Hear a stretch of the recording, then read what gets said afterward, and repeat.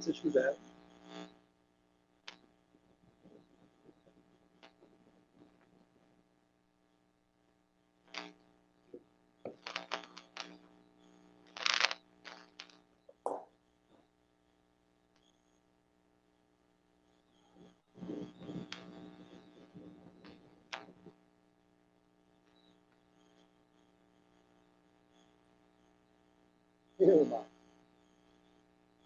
Boa noite! Boa noite, mano. Deixa eu abrir a todo mundo aqui, abrir o Mário. Abriu o Mário. Aberto agora. Mário, centraliza aí que tu tá aparecendo meia cara só. Centralizar.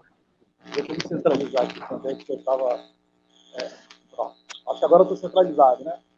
Para centralizar. O áudio de você está um pouquinho abafado, mas vamos lá, ele vai se arrumando com o tempo, acredito.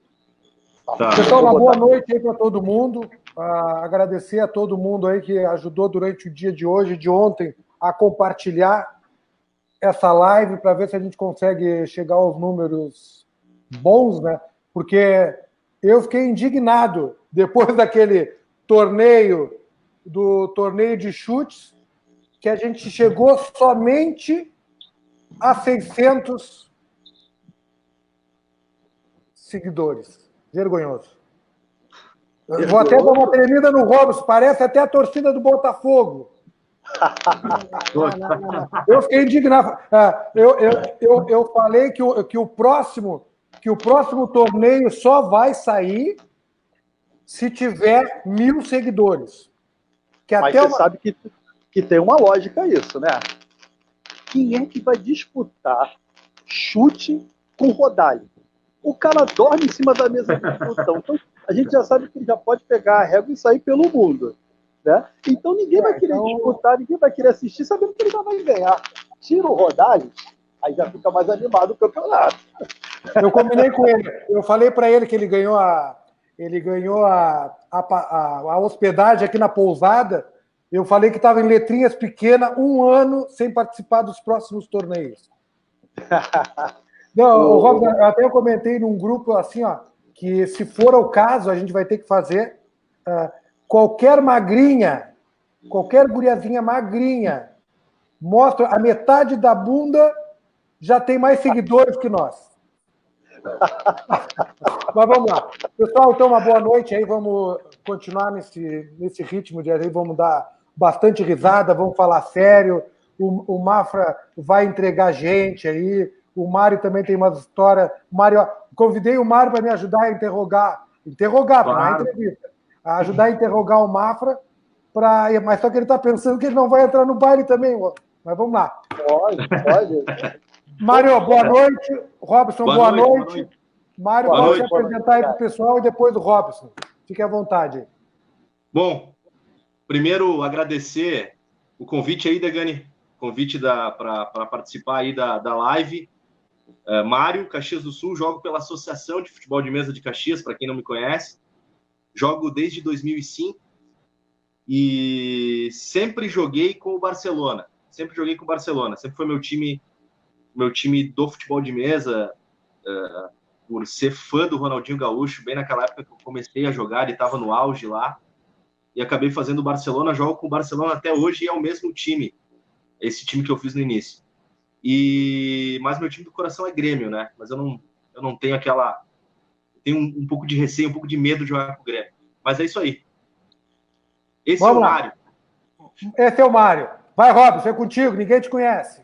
Tá, mas vocês querem conhecer o Mário? Conhece o Mário? Eu conheço o Mário, eu não conheço muito. Até aproveitando, o Mário estava brincando aqui agora. O Mário, eu sou freguês do Mário. Eu nunca ganhei do Mário. Começou bem, né?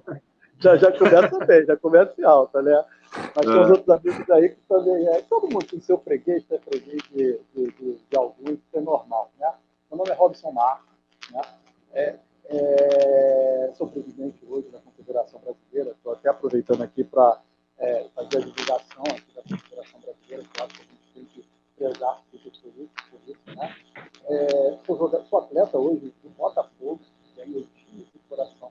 Eu estou ainda há 1 ano agora, uma mudança muito radical. uma decisão muito difícil, não tanto pelo coração, mas pela paixão que eu tenho também pelo Vasco da Gama, que me abriu as portas do meu joguinho de 14 anos. Então, sem esquecer também a Afunic, onde eu comecei em 93. Um motorista que começou a jogar em 1993, né, na Afunic, no Social Ramos Clube, depois passei a jogar 14 anos no Vasco da Gama, né, e estou há um ano no Botafogo. Né. O que vocês quiserem saber mais, ao longo do que a gente for conversando, eu vou vai esclarecendo nessa live, tá bom? Pega aí, Dedé. O Mafra, o pessoal está botando ali mensagem que, diferente do meu áudio e do Mário, o teu está saindo abafado. Está saindo abafado? Então, melhorou muito agora. Melhorou muito. É a qualidade, então, do meu microfone, tá? Ou senão tu tá sozinho aí? Não, eu vou só desligar aqui de novo. Eu liguei um pouquinho aqui, calma aí. Esse negócio de live, a gente tá aparecendo aquela live da Ivete Sangalo, né? A melhor foi a do Raça Negra. Foi a do Raça Negra. E teve da Ludmilla, caiu na água, caiu na piscina. Caiu na água. Melhorou agora? Ele já ficou bem bacana. Certo? Tá legal. Então, pessoal, falando qual é o objetivo da live, depois que os convidados aí se apresentaram, a gente conhecer, através do Robson, um pouco mais que a gente vê, no meu caso, eu estou mais envolvido com o CBFM junto com o Robson, a gente vê muita gente com dúvida o que é a CBFM, o que é responsabilidade da CBFM, quando tem eleição, quando não tem, que regra, não tem regra, tem gente que nem conhece as regras, então a gente pensou em fazer essa live nesse sentido de apresentar a CBFM para vocês. Falando um pouco da ideia, tá? A ideia da gente começar a fazer agora esse esquema de resenha, a ideia é começar a fazer todos os domingos, às 20 horas, tá? Com convidados, quando tiver campeonato, debater o que ocorreu no campeonato, tentar ver se a gente consegue ter assunto para movimentar, e isso a gente vai depender da ajuda de todo mundo. Tá? Então, Mafra, conta para nós um pouco, antes da gente entrar no assunto CBFM, conta para nós um pouco do Mafra jogador. E depois a gente entra nessa fase, quando começou, por que começou. Dá uma coisinha rápida. O que é o Mafra? Não vai falar de todos os títulos, tá? Fala só de um principal e vamos lá. Vai lá, contigo. Meu amigo, Mário, fica à vontade de botar o Robson na parede, tá? Isso não tem problema, porque não tem muito título. Na verdade, eu tenho muito vices, né? Então, isso é até uma brincadeira que o pessoal fala, que eu fiquei 14 anos no Vasco da Gama com vários vices, né? Eu bati muito na porta em alguns campeonatos, e é onde que eu falo para as pessoas da persistência. Mas vamos voltar um pouquinho. Conforme eu tinha falado, eu comecei na FUNIG, em 1993, né? Antes disso, eu só jogava aquela brincadeira de criança na rua. Meu primo, que joga até hoje, o Alisson Carneiro, que joga no Botafogo comigo, ele jogava na época de criança até a gente chegar aos 15, 16 anos de idade. A gente terminava no colégio e a gente partia no sábado para jogar com cerca de 50 guris, né? Em Ramos. Então, em Ramos era um reduto de muitos atletas. Pena que a maioria desses atletas, eles não vieram jogar com a gente no passado do ano. Boa parte foi até jogadadinho, que é uma regra que é mais forte aqui no Rio de Janeiro, né? Mas parte também veio jogar um toque. O pessoal conhecia um toque, começava a jogar. Então, o meu principal título, que está até aparecendo agora aí para vocês, foi agora recente, foi no ano passado, a Copa do Brasil de Cavalo. E, particularmente, é uma regra que eu venho até jogando menos agora, mas por conta de ter vindo para o Botafogo, eu me dediquei muito para jogar esse campeonato, né? Então, eu treinei bastante com o Jonas, ele me ajudou muito, ele, o Vainer e o Marcos Moisés Weber também, o André Machado, a gente treinando cavalo. Então esse é o meu principal título hoje. Eu não posso deixar no meu currículo de títulos esquecer, foi muito importante na minha história, os títulos que eu ganhei pelo Vasco, de regras internacionais. Não é a regra que a gente está jogando aqui, que é o foco da gente aqui, que é o um toque. Mas de regras experimentais, de sector ball, eu participei dos 8 títulos seguidos brasileiros do Vasco da Gama. Então eu coloco isso no meu hall de títulos, né? Fora os 4 estaduais que eu tenho do Rio de Janeiro, onde o primeiro eu fui ganhar só em 2007. Para quem começou em 93 e levei vários anos, eu era vice, ficava em terceiro e quarto.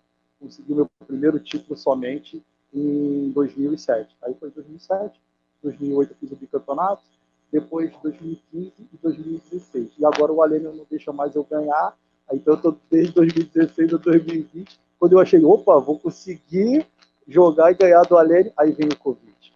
Né? Então o Covid já desanima um pouco, que é até um outro ponto depois que a gente vai ter que tocar nessa live, tá bom? Beleza. Mário, quer perguntar alguma coisa para o Robson, Mário? Sim. Robson, desse período todo que tu jogou, que tu tá jogando desde 93, que a gente falou, o primeiro título ali agora, estadual em 2007, quem que seria, dentro do Rio de Janeiro, o teu grande adversário? O teu grande rival? Eu falo, Mário, eu não gosto muito dessa história da rivalidade, não. Até brinco assim, somos rivais, mas não somos inimigos, né? Sempre com muito respeito. Nessa década, até eu conseguir o título, era André e Alexandre Dantas. André Luiz e Alexandre Dantas eram os caras que ganhavam tudo aqui no Rio de Janeiro. Aí, com o andar do tempo, a hegemonia, aí eu comecei a ganhar, outras pessoas começaram, Bochecha, Thiago Moura, Marcos Martins. Hoje o grande campeão aqui no Rio de Janeiro é Alênio Scheber. Tanto que Alênio foi o primeiro campeão brasileiro fora do eixo Nordeste, né, que ganhou tanto de Liso e Cavaco que ninguém ganhou. E eu tenho orgulho, porque eu tenho Alênio, além de ser um grande rival, aquele jogo limpo, bem jogado, nada de retranca, a gente sai para dentro um para o outro, sem pensar se eu vou perder, se eu vou ganhar. A gente já teve jogo da gente fazer 4-0 e o outro fazer o 4-3, quase empatar. Em 2000, eu fui vice-campeão pro Alênio, né, de cavado. E muita gente me questionou, pô, você não jogou com aquela final? Eu falei, gente, eu tinha 7 anos de botão. Aquela final, ela caiu no meu colo, eu estava no meu dia. O Alênio, hoje, a gente fazendo a leitura, ele estava mais preparado para ganhar aquele campeonato por treino, por metodologia, por planejamento.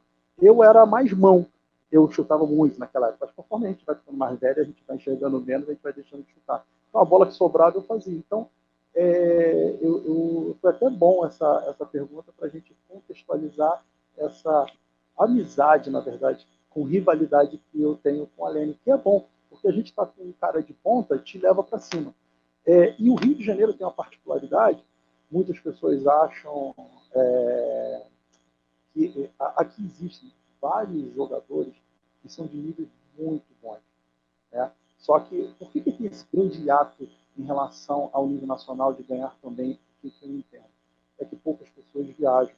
Se essas pessoas viajam um pouco, você não consegue ter esse intercâmbio. Mas nos últimos anos a gente conseguiu já levar, onde todo mundo já conhece, Marco Martins, o Weber que vem chegando, o Sidney, o Hércules, né? Então, o que falta para o Rio, o Horácio que era um cara do cavalo e agora ele está muito no nível, o Jonas, que agora ele está crescendo bastante, está jogando bastante. É um Marquinhos, acho um grande jogador.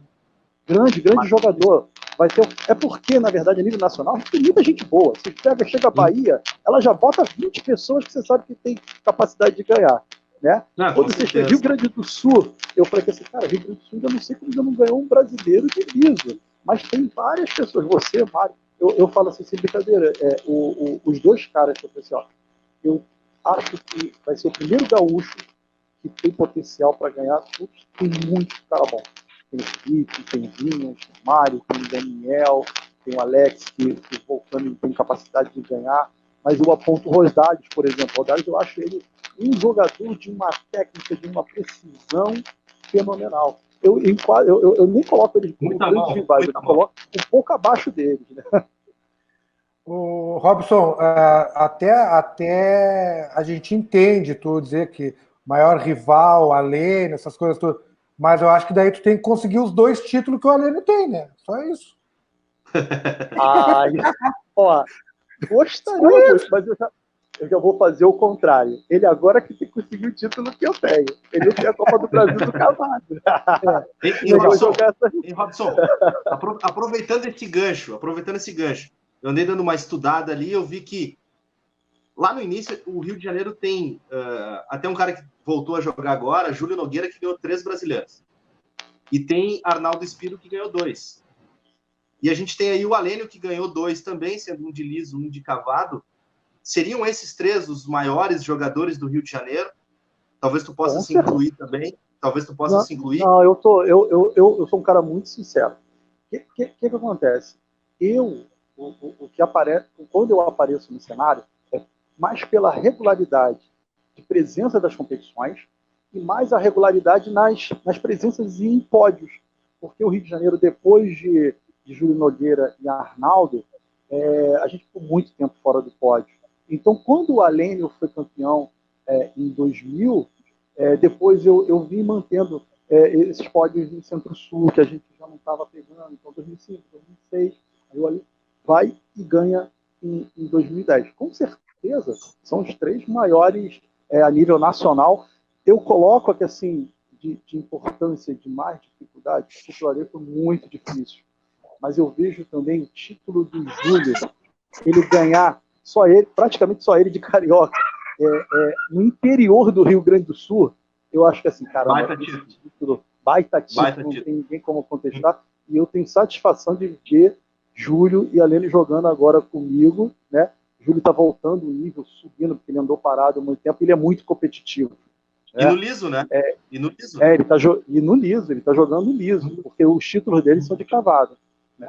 Mas o que eu também falo, gente, nada disso importa, não tem diferença. Você ganhar um título de liso ou de cavado, os 2 são muito difíceis. Ninguém ganha um título à toa, ninguém chega numa final à toa, né? Tem todos os seus méritos. Até quando chega agora todo mundo, eu queria parabenizar Vitorino no passado, chegando entre os 4, né? Cara, é muito bom quando a gente tem essa rotatividade, outras pessoas chegando para competir com os medalhões. Porque toda hora você vai lá, derruba um medalhão, derruba o outro, aí vem o outro, vai e te derruba. É complicado, né? Mas eu também queria parabenizar o Vitorino por ter chegado no hall aí também entre os 4. Porque não é todo dia que a gente chega, nós mortais. A gente sabe, né? A gente joga botão a tempo, tu joga desde 93, que tu comentou, eu jogo desde 2005. É muito difícil chegar entre os 4 numa competição de um brasileiro. Muito difícil.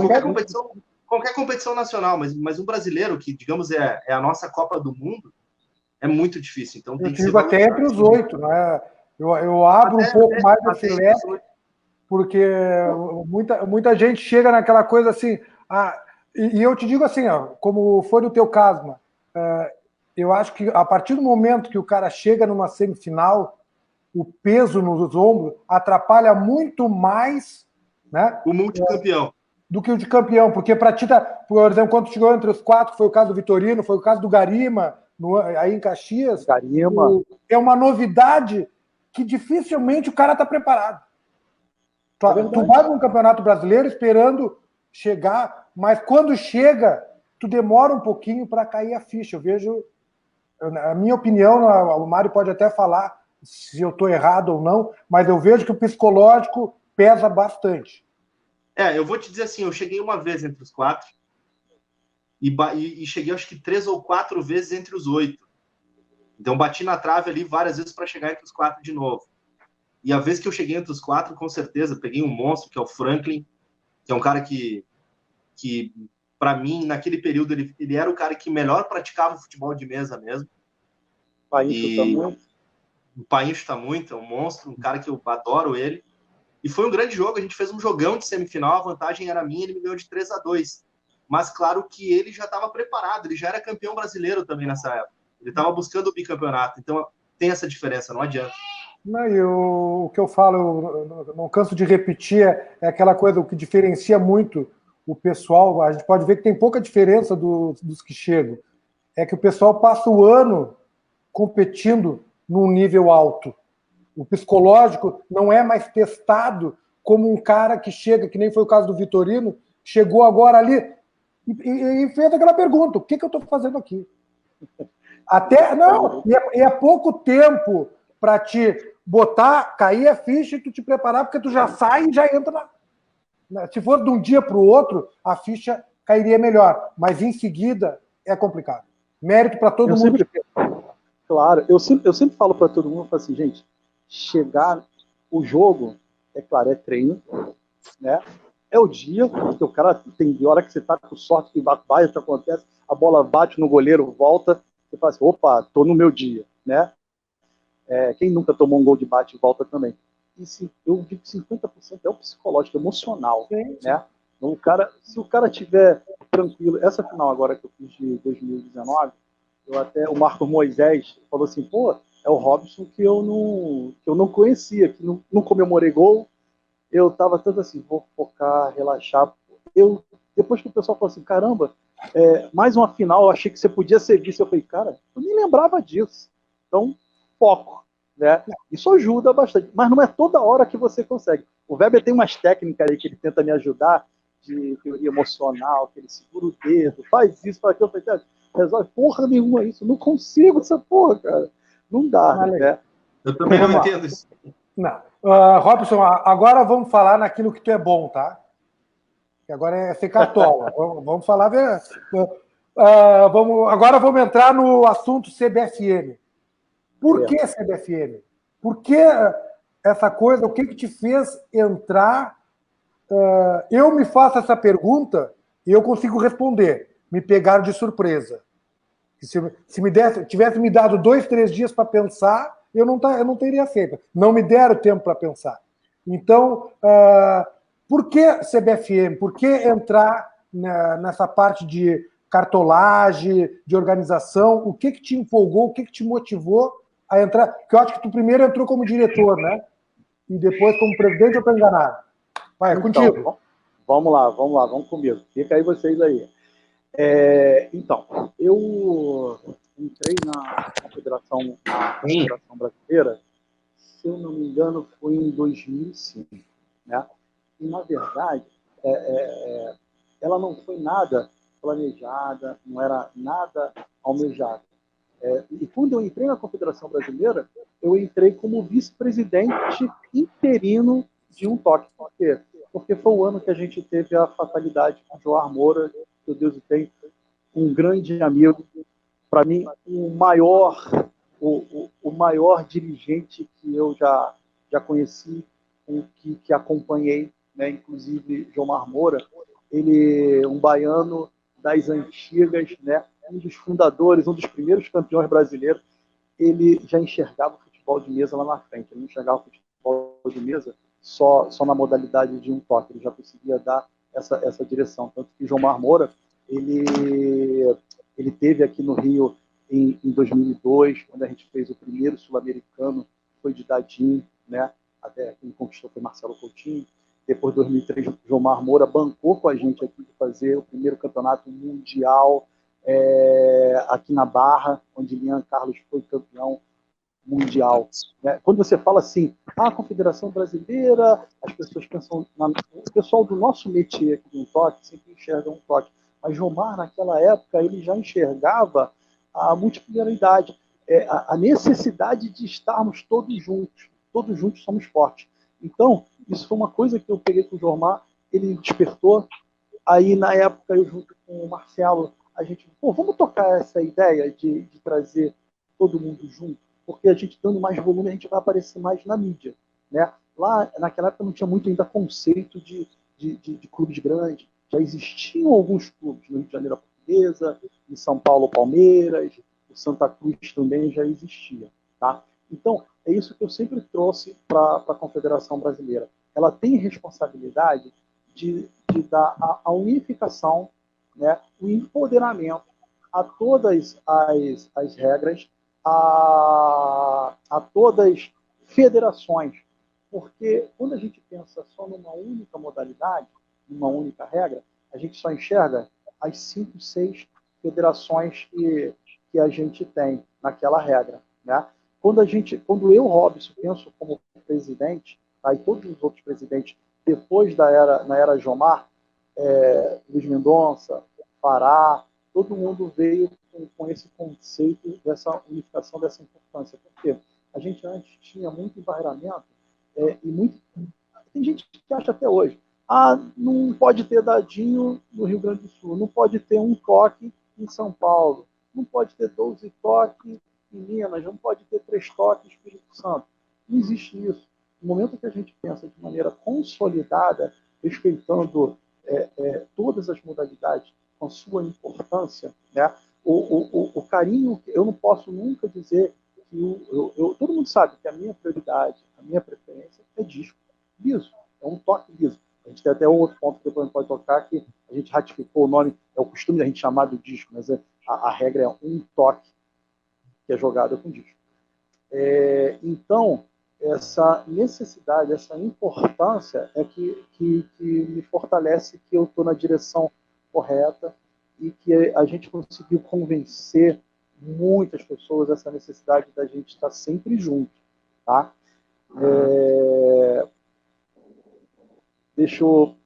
Dentro da linha de raciocínio, vou explicar um pouco, então, como é que funciona a estrutura da Confederação Brasileira, tá?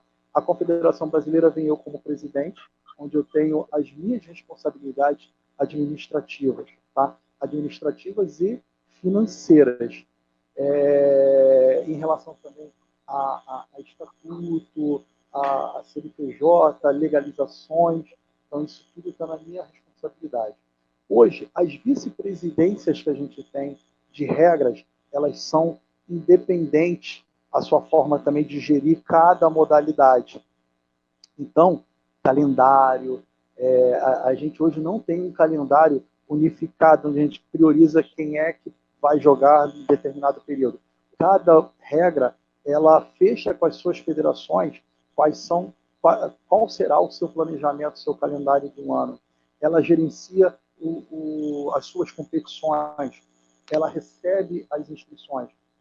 Onde é que eu entro quando eu falo também de inscrição? A gente está fazendo agora o BID, que é agora não, a gente já vem há algum tempo fazendo o BID, né, que é o Cadastro Único de Atletas, onde a gente tem cerca de 2.500 atletas. Essa semana eu devo estar acabando agora de fechar o BID 2020, para a gente saber realmente quantos atletas e quantos clubes a gente tem. São cerca de 158 clubes, né? Então eu quero agora ter certeza de quantos são, e cerca de 2.500 atletas filiados. Tá? Me perdi aqui um pouco. Degani, você quer perguntar alguma coisa? Oi? Eu estava falando. Não, é porque eu fui tocar aqui no telefone que ele estava apagando, aí eu me perdi na linha de raciocínio.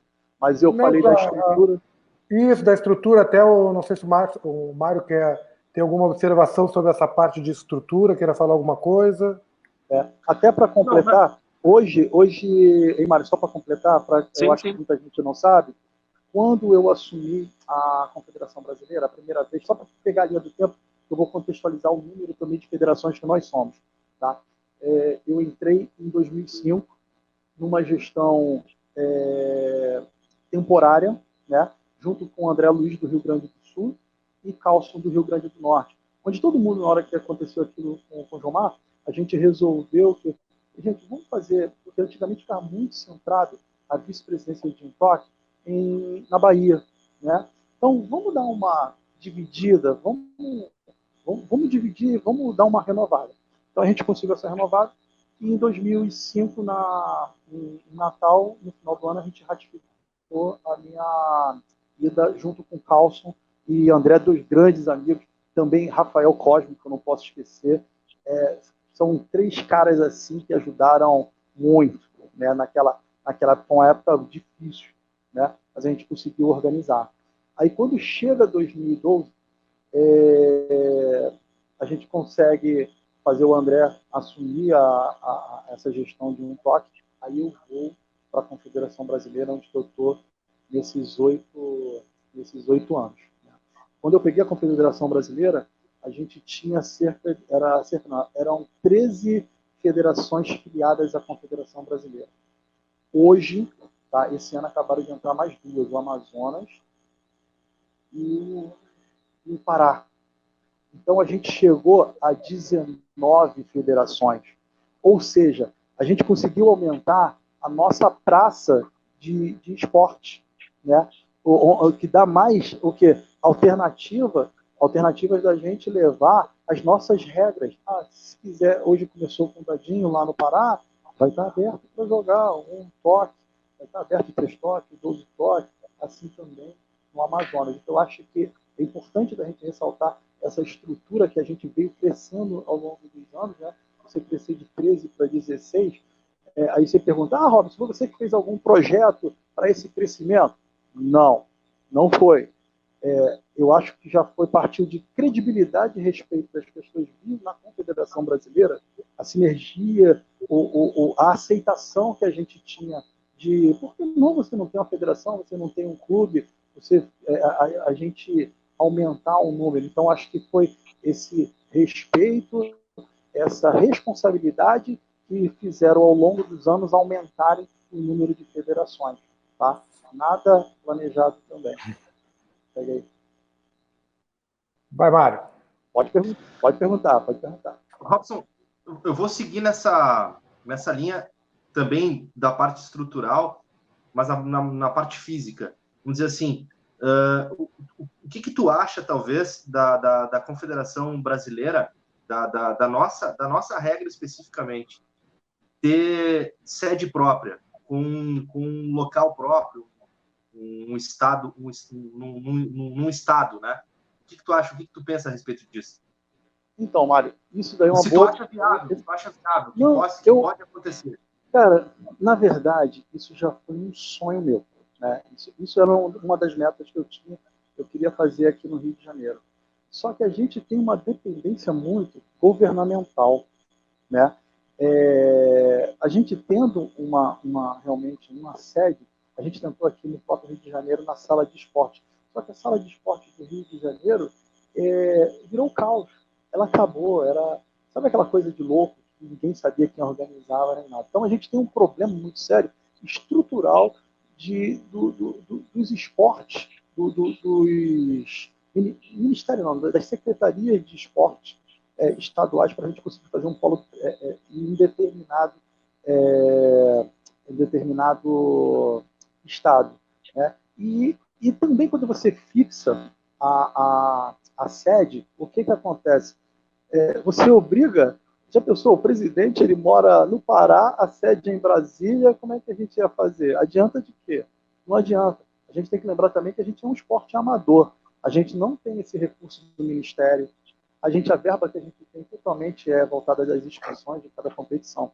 Então, a gente hoje, como confederação, a gente não consegue bancar. Hoje, até quando eu entrei na confederação, a gente não tinha caixa. Era feito um ratatá de qualquer despesa que tinha entre as 3 regras. Quanto é que deu? 3 mil. Divide 1.000 para cada um entre seus botonistas. Não, a gente parou com isso. A gente agora tem uma arrecadação de R$10 por pessoa. Aí, quando você... É claro que não está 100% ainda. Eu quero entregar isso agora até ter mais um retorno das federações em relação aos pagamentos. Isso existe uma falha hoje, mas tem um lance de burocracia aí dá para se entender porque não tem. Mas hoje a gente tem um caixa. Mas mesmo assim, um caixa que ele não consegue pagar uma estrutura dessa. Né? Eu pego esse caixa hoje e eu retorno para as próprias vice-presidências. Robson, estou precisando de uma ajuda aqui. Aí a gente retorna. Mas bancar hoje, a gente não tem como. E depender a nível governamental também está muito complicado. Né? Se algum amigo que está escutando, eu tenho facilidade de ter uma entrada, a gente escuta e a gente está aberto para isso. O Pará está com um projeto agora que ele está tentando mais uma vez lá em Brasília, mas toda vez cai nesse ponto para a gente. Por que eu ter essa sede fixa lá, num local que eu não vou estar presente, para ficar uma sala vazia? Isso também não tem cabimento. Então, por isso que a gente faz essa rotatividade, a gente diz o seguinte, o presidente hoje é esse, então, na hora de fazer o registro da ata, a gente coloca na ata o endereço que ele indicar, que é o clube que ele joga. Claro, tem que ter consentimento do clube, se é na tua casa e tudo mais. É por conta disso. Aí as pessoas, mas é um pouco amador, mas é o que a gente... o que pode hoje. Quem dera, tomara que venha essas mudanças, que a gente tenha mais apoio, mais respeito. Até essa questão do respeito é um outro tema que depois a gente pode falar mais à frente, que é importante, né? Mas esse respeito também é por conta dessa unificação. Não adianta a gente ficar ali correndo uma federação aqui separada, uma confederação outra, uma liga outra, e aí todo mundo começa o que era antigamente a disputa. Não, eu fiz o campeonato brasileiro. Aí fica uma confusão, aí ninguém entende nada. Aí você está nivelado ao pessoal de garagem, entendeu? Então essa é uma das razões da confederação também estar gerindo as federações e clubes. Eu até queria ouvir a opinião também do Degani a respeito disso. O que ele pensa? Porque a minha opinião, falando rapidinho, a minha opinião, até a gente já debateu em grupos de WhatsApp, a minha opinião seria ter uma sede própria. Eu acho que é um... Mário, mas aí eu acho que o que o Mário está falando, Robson, foi que a gente andou conversando em alguns grupos de WhatsApp, em sede própria, seria sede fixa para campeonato. Seria isso, Mário? Seria uma sede fixa para campeonato. Aí é uma coisa que a gente pode evoluir nesse... que eu acho que pode vir a ser uma tendência futura. Isso, perfeito. Aí eu concordo. Para mim, estava falando de questão administrativa. Desculpa, eu não entendi. Questão administrativa também. A gente acabou entrando nesse assunto que a gente nem sabia, né? Mas a sede própria para gerar um campeonato, para acontecer os campeonatos naquele local. Eu te falo o seguinte: tem vantagens e desvantagens, né? Vantagem: a logística. Primeiro, você ter as mesas ali para praticar num único lugar seria sensacional. Você não vai ter movimentação de mesa, que aí não tem danificação, ter que ficar correndo como a gente fica, de ter que construir. É um estresse quando você vai ter que fazer um campeonato, onde você tem que se comprometer de ter mesas que sejam de acordo com os atletas que vão viajar para o Brasil e jogar. Então, isso tem um custo muito alto. A gente, na nossa modalidade, a gente tem um problema também, a questão da qualidade da madeira. A madeira de lei não pode mais usar, então a gente tem que usar a RIPA ou o MDF. O MDF é o melhor das superfícies? Não é. Mas é o que a gente tem hoje por conta das leis ambientais, né? Então, quando você fala de uma sede própria, bacana, acho muito. A logística também. Se fosse falar assim hoje, onde é que seria a sede central? São Paulo, Rio de Janeiro. Por conta de viagem, de deslocamento. Não tem como fugir disso, porque tem Galeão, tem Congonhas, os dois seriam perfeitos. Isso para todas as regras seria perfeito. Aí vamos à questão do... Isso tem até uma tendência de alguns campeonatos UEFA, Libertadores, todo mundo está indo para uma tendência dessa. Final ia ser agora no Maracanã, da Libertadores, está marcado, né? Essa é a tendência. Mas quando a gente fala assim, eu estou descentralizando, eu acho que a gente também deixa um pouco, porque o grande evento nacional é o Campeonato Brasileiro. Quando a gente deixa de... quantas pessoas não começam a jogar futebol de mesa também, quando ele vê um brasileiro? Por quê? Não é porque ele só foi lá, porque quando você tem a mídia, né, ela vai conhecer na cidade de Guarabira que vai ter um campeonato brasileiro, ela vai em Pelotas. Robson, e aquela coisa assim, né? Tudo, quando o pessoal me questiona, tudo a gente tem que saber o que a gente quer, né? Aonde a gente quer chegar e analisar os pontos positivos e negativos. Não tem como fugir disso. É uma decisão complicada, né? Onde tem que se analisar o que se ganha e o que se perde e botar na balança. É uma tendência? Não desconsidero. Se falando em termos técnicos, é a melhor opção. Agora, em termos de visibilidade e prospecção de novos jogadores, acredito não ser. Mas a gente tem que ver o que a gente quer. Será que a gente tem um poder de prospecção hoje? Não sei. Não, a gente fica vendo o alcance. Aí o que a gente vai estar vendo? Estou concentrado aqui, o alcance da mídia. A gente não pode viver hoje sem mídia. Aí se a gente concentra tudo no Rio de Janeiro e São Paulo, a gente está matando o cara lá em cima, no Nordeste, que só vai ficar jogando dentro da associação dele, está matando no Sul. Então, eu tenho que trabalhar. Mas eu acho que é uma coisa que tem que ser trabalhada, estudada, tem que analisar quais são os riscos, os desafios, as vantagens. Isso é um estudo. Mas o bom que já chegou essa ideia de sede fixa já chegou num patamar de ser estudada. Antes não chegava nem nesse ponto. Então, e a gente é bom a gente estar com uma linha de pensamento em relação a isso daí também, Degani, porque hoje a gente está vivendo uma pandemia.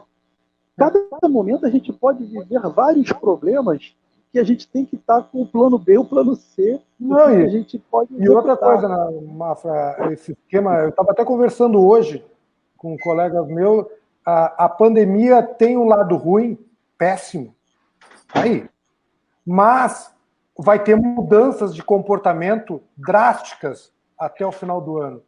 E aonde vai valorizar muito a parte de mídia digital, aonde daqui a pouco os eventos vão perder um pouco da sua grandeza em loco para ser um evento mais a nível de visibilidade na mídia.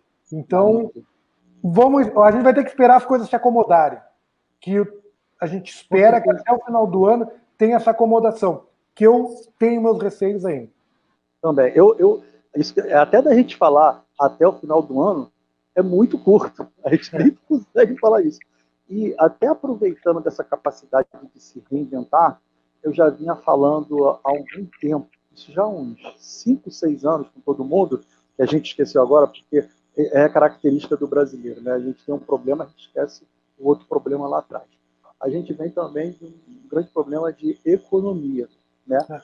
Até onde que eu deixei de ver os outros dois campeonatos e não consegui viajar porque eu não conseguia conciliar meu trabalho com custos, né? Então não dava. Eu escolhi esse campeonato, eu consigo pagar, eu vou lá e faço. O preço dos hotéis em relação a você sediar uma competição. Hoje no eixo Rio-São Paulo está caríssimo, porque antes da pandemia aqui não tinha qual é o termo que se dá? Baixa temporada. Né? A Rio de Janeiro é alta temporada o ano todo. Então, em 2003, 2005, se eu fizesse o campeonato aqui, todos os hotéis, vem para cá, faz o campeonato, é de boa. Até o ano passado, antes da... Olha só, não preciso de vocês não, porque eu já estou com reserva. Então, até a questão da gente em relação os cachorros lá tiram aqui, não sei se vocês viram. Até em relação à sede, né, ao custo que a gente tem com os hotéis, isso também a gente não pode esquecer, né? Então a gente tem que pensar nisso também. Legal. Dando uma reviravolta aí. Quando até um pouco do que a gente estava falando de esquema de prospecção, aquelas coisas todas, de comparar com outras regras. Mafra, eu queria que tu fizesse um comparativo da nossa regra com as demais que tu tem um conhecimento delas maior que eu e o Mário.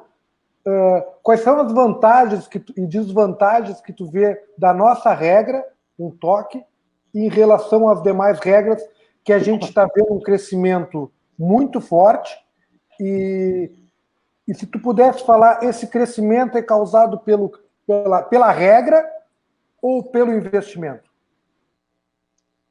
Vamos lá. A minha visão que eu tenho em relação a isso é o seguinte. A nossa regra, ela é da década de 60.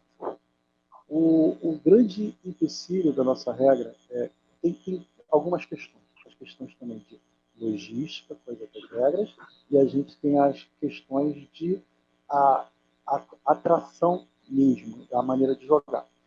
Um toque, como a gente tem é jogado num tempo muito maior, 25 minutos cada tempo, né? Às vezes quando você dificulta de você colocar isso para uma criança jogar.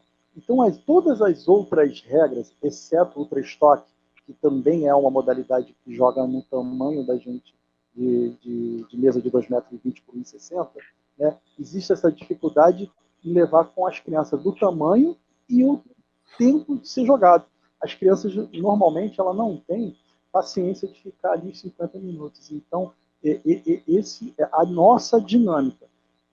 Agora, em questão de se jogar, um toque é uma regra mais pensada, ela é mais estratégica, não desmerecendo as demais regras. Porque as demais regras são em relação à habilidade de você conduzir o botão até o gol, né? E gente, rapidinho, só tá caindo ali um negócio. Rapidinho.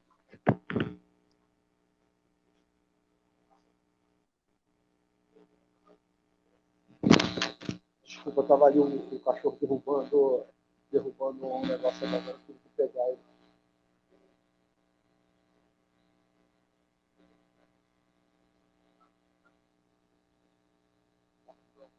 Voltando aqui a linha do raciocínio, aí o que acontece? Quando você consegue uma mesa menor, você consegue carregar ela para qualquer lugar, ela passa a ser mais atrativa. A gente teve exemplo agora no programa da... O áudio, Mafra, o áudio ficou ruim. Desculpa. Isso. É que eu fui pegar o cachorro derrubando ali o negócio. Desculpa. Melhorou, esqueci de segurar. Então, eu acho que o grande problema realmente é o tamanho e o nosso tempo. É isso que é o maior dificultador da gente levar em mais praças a nossa modalidade, né? Em questão de investimento, eu não vejo ninguém investindo mais ou menos dentro das modalidades, não. Eu acho que Robson, valor de inscrição para campeonato é o mesmo? É mais ou menos dentro do... O nosso hoje... Oi? Eu acho que até tem, não sei se o Dadinho ou 12 toques, que é R$150, se eu não me engano. Fica próximo, 150, 140, fica muito próximo. O custo dos times também do Dadinho é caro, né? Então, vamos lá. Esse ponto também é muito bom, que é uma parte da minha plataforma, que quando eu peguei, eu bati muito nessa tecla. Em relação a custo, né, custo de material. Eu acho que todos os materiais de futebol de mesa são muito caros. A gente está fazendo um esporte virando um esporte muito elitizado. Eu acho que a gente tinha que fazer o contrário. O fabricante tinha que começar a repensar da gente tentar baratear o nosso material, isso em todas as regras. Tá? Em relação à mesa, por exemplo, no Dadinho hoje, se eu não me engano, a gente estava conversando aqui, R$400, 500, no máximo R$500, você compra uma mesa. Agora, de um toque, a gente não consegue menos de R$1.200, né? Aí a gente já... 1.600 a média hoje. Eu estou falando o por baixo, aquele na camaradagem, né? Você conseguir por R$1.200, R$1.500. Então, com R$1.500, eu compro 3, 4 mesas para se usar, de repente, o toque, o Sector Ball. O Sector Ball, com R$300, R$400, você compra uma mesa, né? O botão do Sector Ball, por exemplo, de regras internacionais, ele custa em cerca de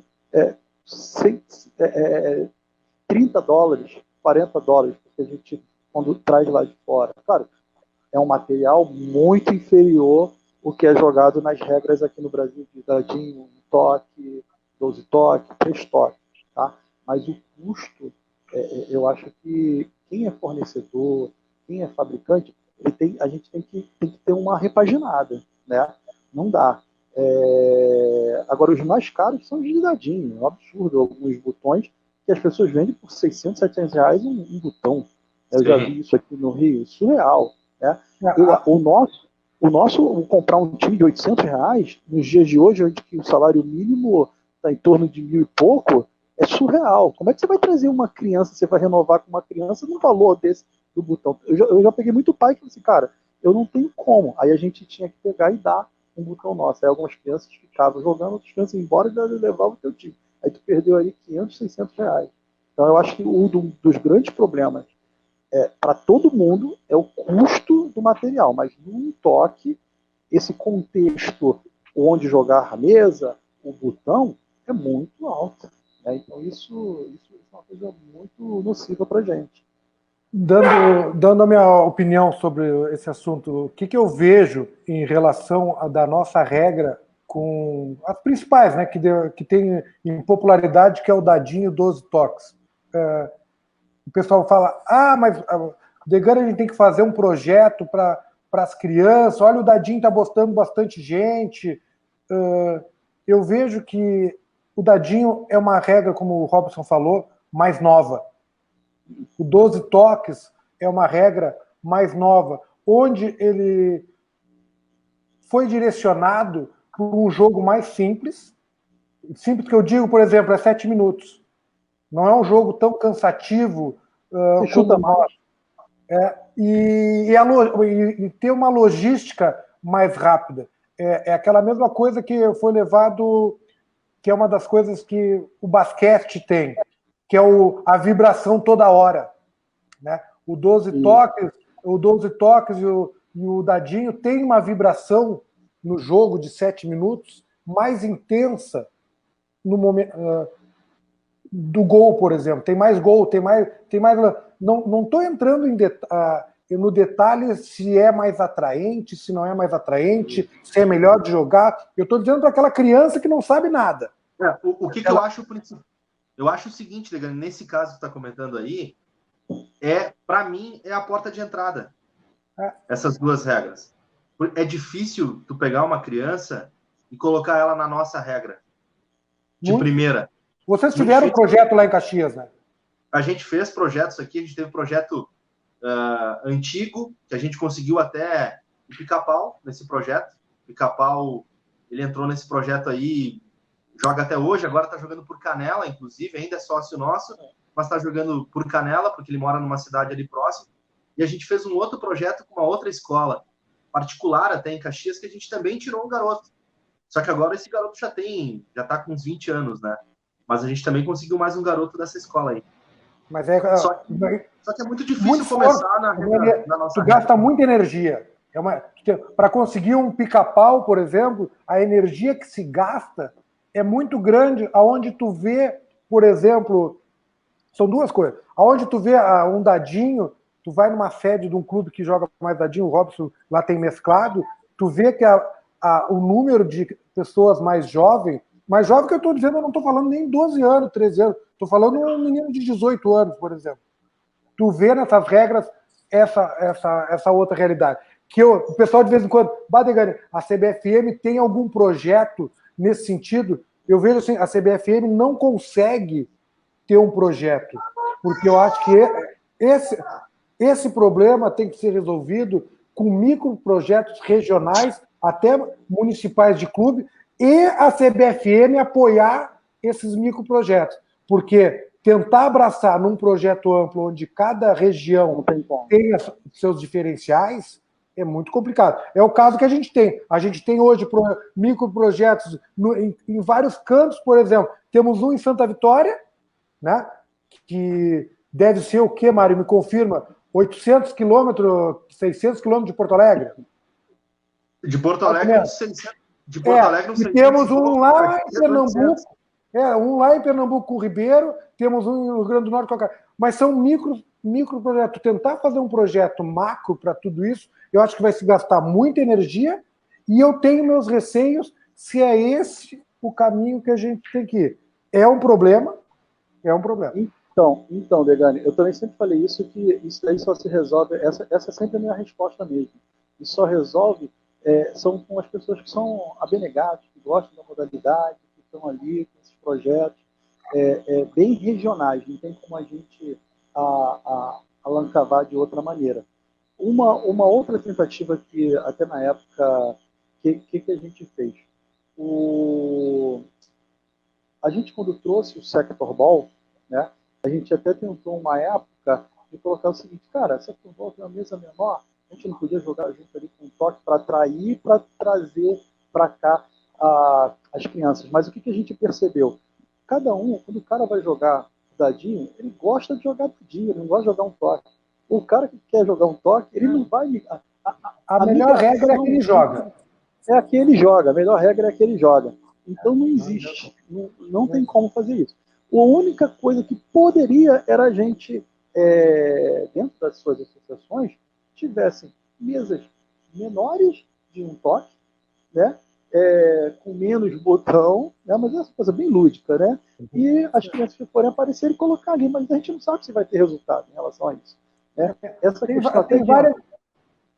de entrada, só para contextualizar um pouquinho que eu ia falar mais à frente, a gente seguiu muito a lógica, quando a gente fala assim de internacionalização de regras, já teve gente que me perguntou o seguinte: pô, Robson, por que um toque, vocês não levaram um toque para jogar fora?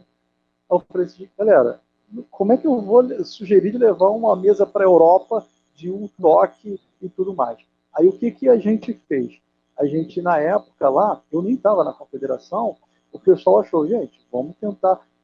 Era o Sector Ball querendo entrar no Brasil, e em contrapartida a gente tinha que colocar uma das regras da gente sem pensar, se é a Confederação Brasileira. Não é a minha que é a melhor, não. É a mais atrativa. Então, na época, era o 12 toque.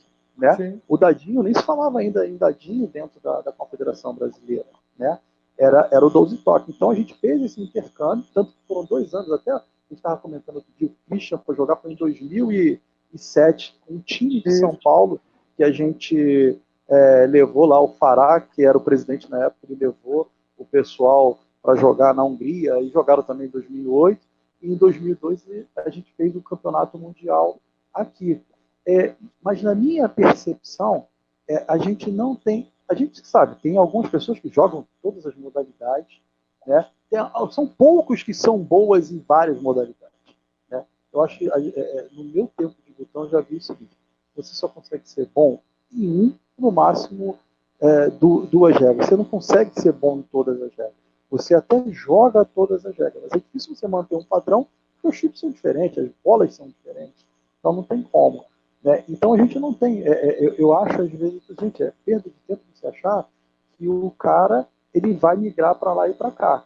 Eu acho sadio que, dentro da tua associação, funciona todas as regras, mas tem lá no Botafogo, somos 50 atletas. Os 50 atletas, independente de cada um joga, dá visibilidade. A gente tem um retorno financeiro para o departamento maior, porque eu estou botando mais gente. Então são simbioses, sinergias de articulação de planejamento diferente do vamos colocar mais gente para jogar a nossa regra. Não funciona. Não, e uma coisa importante, não sei se o Mário concorda comigo, a gente não pode querer comparar um nível de adesão de uma 12 toques, de um dadinho, com a nossa regra. Entendeu? A facilidade de interpretação da regra do dadinho, por exemplo, eu já joguei dadinho, eu já joguei 12 toques, tu joga, tu vai... Que é uma maneira assim que tu começa a te dedicar ao 12 toques do dadinho, tu começa a ver resultado. Coisa que na nossa regra, a fase de aprendizado é mais complicado e cansa. 3 anos. Então, 3 anos na nossa regra. O meu está sendo mais, Mário. O meu está sendo mais. Não, o meu está mais de 5 anos. Para conseguir competir. Para conseguir competir é no mínimo uns 3 anos, mas eu acredito que pode ser 5 anos. É muito difícil um cara que começar agora na nossa regra e 2 anos ele é campeão. Muito difícil. Tem que ser aquele cara que nasceu para aquilo dali e acabou. Né? A gente também fala isso aqui no Rio, fala assim, gente, para você começar a competir mais ou menos de 2 a 3 anos, quando o cara é um iluminado, ele nasceu para jogar futebol de mesa. Mas para a gente derrubar alguns mitos aí, que as pessoas têm dúvida, que o pessoal fala muito assim, o dadinho é isso, o dadinho é aquilo, mais do que a gente tem que entender algumas coisas.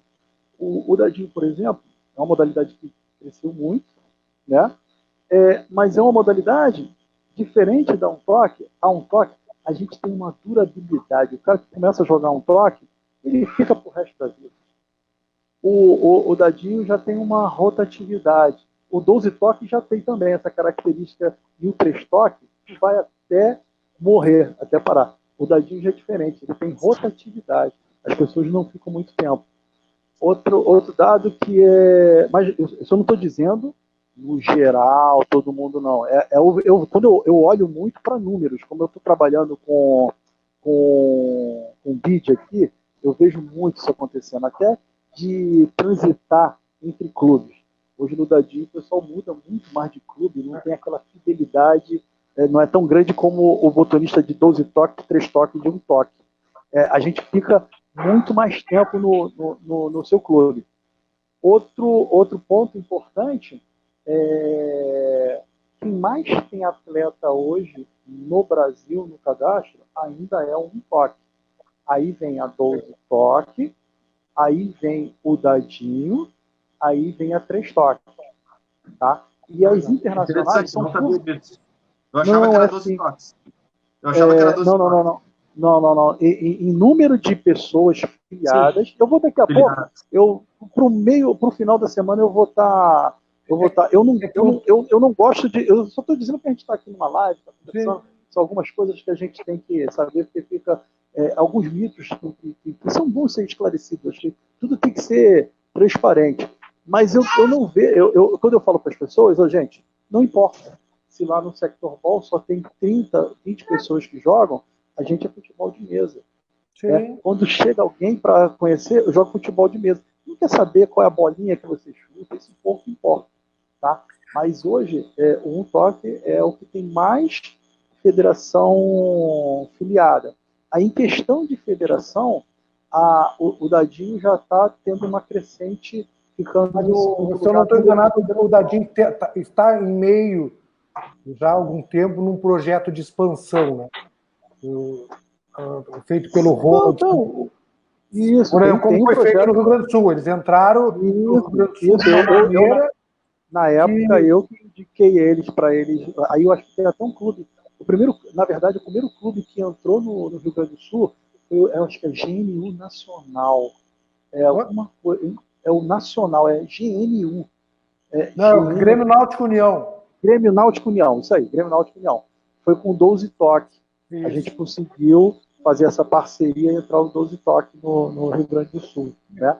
Que uma das minhas grandes frustrações no Rio Grande do Sul, até aproveitando também, é a questão que eu achava que, por exemplo, o pessoal que joga a regra gaúcha, para mim tinha que estar dentro da Federação Gaúcha, o Rio Grande do Sul ia crescer muito, e é uma galera que podia estar jogando super bem o Sector Ball, porque o Sector Ball é uma derivação da regra gaúcha. E um toque é uma derivação da regra baiana com a regra gaúcha. E eu não consigo entender até hoje essa... eu entendo que parece que a Federação Gaúcha gostaria de estar ali recebendo. A gente nunca sabe qual é o impasse nem nada. Mas pelo que eu andei sabendo, está tendo uma aproximação maior. Mas que bom. A gente evoluindo mais um pouquinho o assunto. Não sei se o Mário quer falar mais alguma coisa sobre o esquema das regras, Mário, ou podemos pular? Não, tá tranquilo. Sobre a regra ali que o Robson comentou, a regra gaúcha, pelo que eu fiquei sabendo há pouco tempo atrás, os caras estão em quase 500 jogando a regra gaúcha aí, Robson. Isso! Sempre foram, era muita gente. Só a regra gaúcha. Um ou outro que vai para a regra brasileira, porque eles estão jogando só a gaúcha. E a gente ainda tem muita gente jogando cavado e liso, aqui o mais forte é o cavado, mas junta tudo como regra brasileira, e ainda tem algumas associações de 12 toques. Ou seja, tem muito cara jogando aqui. O número que o Mafra mesmo comentou, de um toque tendo ainda um grande número de federados na CBFM, é que a gente tem duas regiões que são numerosas ainda, falando de Rio Grande do Sul e Bahia. Então, e são pessoas, e são regiões onde o pessoal ainda valoriza estar filiado a uma federação. Porque a gente sabe que tem outras regiões que os caras que não dão bola para isso. Aí tem um número grande de botonistas. Mas no Rio Grande do Sul, tirando praticando da regra gaúcha, Rio Grande do Sul e Bahia, ainda tem um grande número de pessoas praticantes que gostam de estar afiliados. Isso. Não, só para você entender, quando a gente fala assim, a gente tem que entender o crescimento dos projetos. O Dadinho hoje, ele, por exemplo, no Rio de Janeiro, ele é muito forte, ele é muito grande. A gente tem cerca de 370 botonistas, onde aí 200 aí já deve ser 150 o Dadinho. O Dadinho representa mais de 50% no Rio de Janeiro. Mas quando ele vai para nível Brasil, são clubes com 5, 6, ele já vai diminuindo, mas ele vai tendo um alcance dentro dos estados. É um planejamento também considerável, porque aí você vai crescer. Plantou a sementinha, ele vai crescendo. Um toque já é diferente. Porque um toque ele tem em mais estados e é muita gente jogando, mas quando você pega alguns estados, vou dar exemplo, Paraíba é um estado, mas a Paraíba não tem 20 botonistas filiados em um toque. Mas vai lá ver quantos botonistas tem. Mas vai ver quantos botonistas tem lá da regra paraibana, né? Tem gente pra caramba. Mas o que acontece? Mas esse é outro ponto que tem para as pessoas de entender. Por isso que na época quem ajudou muito isso daí, na época do Jomar, foi Marcelo Coutinho, quando a gente estipulou, a gente não, porque eu ainda não era nada na confederação, as regras experimentais. Criou-se critérios, porque senão ia ter um boom de todo mundo querendo botar regra, e tem regra que ela só funciona dentro do Estado, é particular. E uma outra coisa, assim, Robson, que eu vejo, hoje, um dos problemas do esporte futebol de mesa, a meu ver, a grosso modo falando, é ter muita regra. Tu imagina que hoje a gente tivesse todo o pessoal que gosta de jogar futebol de botão tivesse uma ou no máximo 2 regras para jogar, né? A competitividade e o número a grandeza do esporte, eu acredito que seria maior do que é hoje com esse número de regras que a gente tem. Aproveitando um pouco... Posso só pegar mais um gancho nessa daí que você falou? Tem uma história, né? E eu acho que o número que a gente tem hoje de regras que são as oficiais é o ideal, né?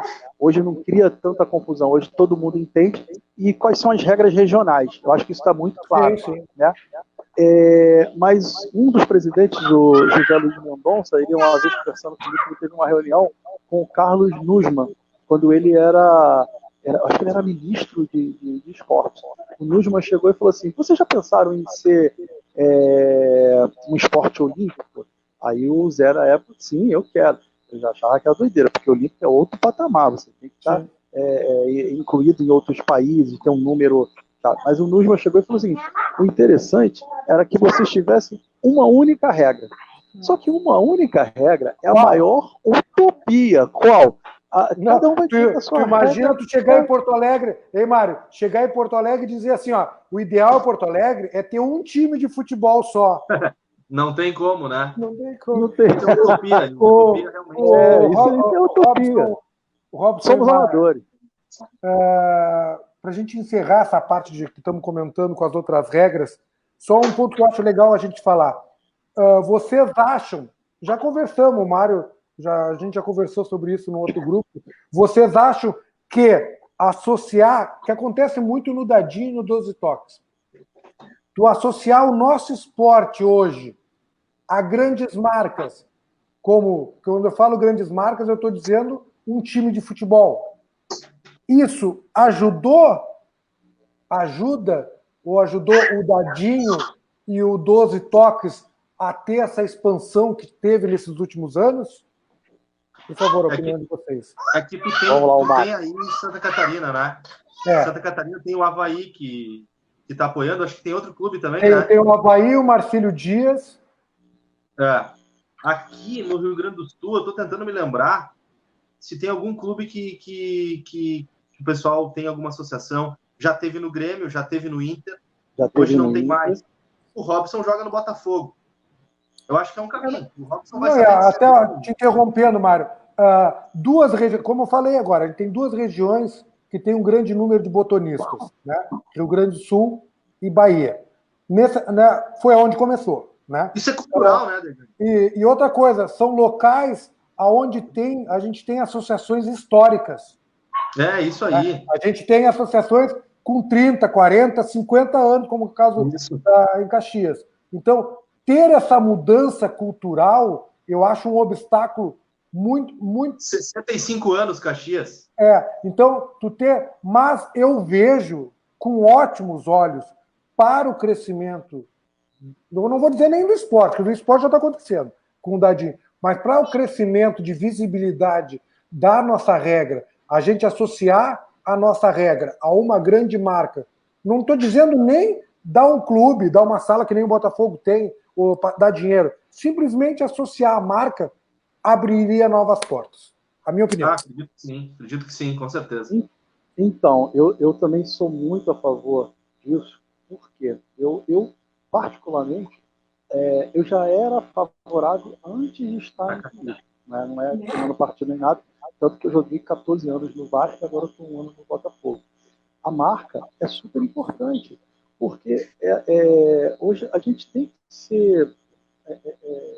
estar ciente dessas responsabilidades, porque quando a gente vai fazer um evento onde você fala o seguinte: eu tenho o Botafogo, o Palmeiras, o Flamengo, o Vasco, o Santa Cruz, né, que hoje a gente tem também Ceará, a mídia vê com outros olhos e ela vai até a gente por conta dos grandes clubes.